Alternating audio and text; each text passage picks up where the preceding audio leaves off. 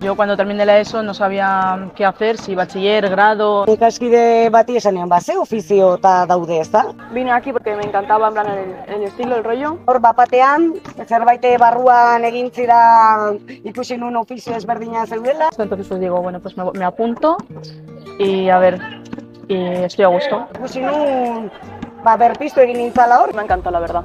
Esto me gusta aquí. Esan nuni nahi dut hori fabrikan baten edo sartu, lana egin, autonomoetatik atera. Empecé aquí, me sentía bien con los compañeros, sí que sé, en plan de he creado buenos lazos. Y aparte, mucho más que fuerza en este trabajo es maña. Enseguida me amoldé bastante con los chicos. Gure lekua igala aurkitzen, bertan, ezta? Ez gara ikusten ez da ere atzean. Yo ahora estoy muchísimo mejor, tanto mentalmente como todo. Es un trabajo que tiene salidas, Zabaltzea begirada hori, que haces de todo. O sea, yo al final lo que necesito es más práctico. Si le gusta algo más práctico, le animo un montón a que venga. Pues igual más adelante hacer un superior de electricidad.